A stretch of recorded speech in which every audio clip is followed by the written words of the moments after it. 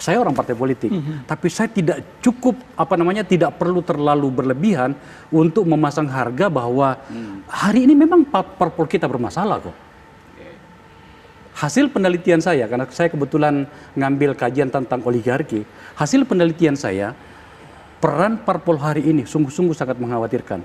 Dalam hal pemilu legislatif tahun 2019 ini, itu saya temukan yang langsung oligarki kekuasaan pada tingkat lokal 147 anggota DPR yang ada sekarang di parlemen itu adalah langsung produk dari oligarki kekuasaan yang berkuasa di situ.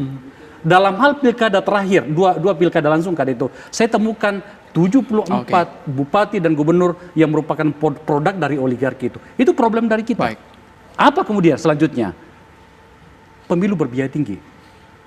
Yang notabene kemudian ternyata diakibatkan oleh kita over yang namanya peraturan dan perundang-undangan. Anda mungkin dengar, kita rencana untuk melakukan omnibus law kan gitu ya. Dalam hal permen saja, peraturan menteri, ada 14.334. Ini semualah yang menghambat demokrasi kita. Bukan hanya soal ucapan Rocky. Rocky adalah bagian dari situ. Akbar Faisal adalah bagian dari situ.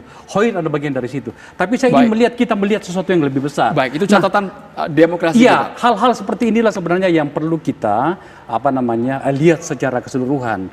Bahwa Rocky kadang-kadang menjengkelkan, aku udah kadang-kadang jengkel, tapi ketika dia dilaporkan oleh ke polisi, kemudian ada yang bertanya sama saya, menurut Anda bagaimana? Saya bilang dia tidak perlu dipidana untuk hal seperti ini. Bang Juniman, untuk catatan hukum tadi perlu dijawab juga dari Pak Abdul Hoir. Lawan-lawan politik dikriminalisasi. Saya tidak akan tanggapin mengenai itu karena itu menurut saya adalah konflik of interest. Tidak ada. Ini hak saya bicara sekarang.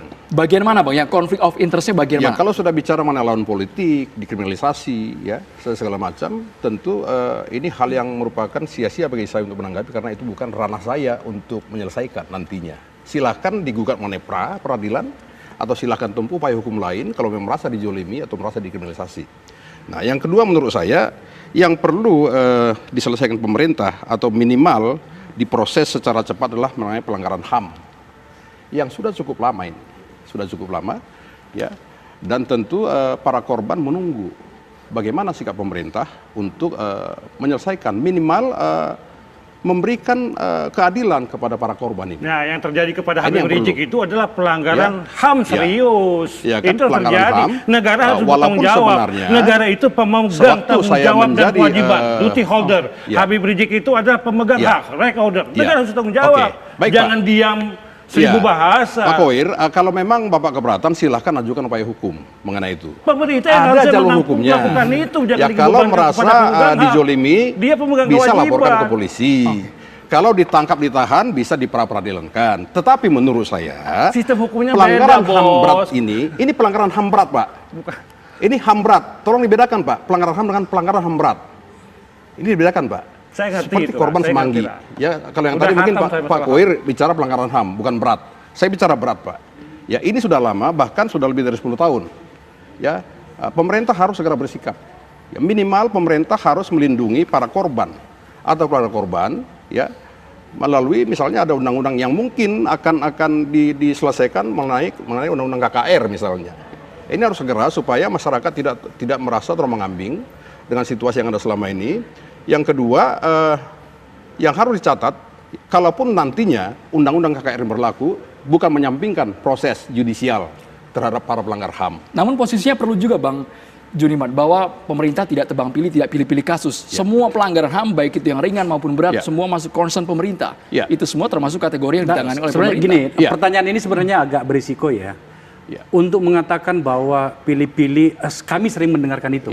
Saya di DPR itu sering sekali mendengarkan. Tapi sejujurnya, saya tidak pernah cukup mendapatkan pembuktian tentang yang namanya pilih-pilih itu ya.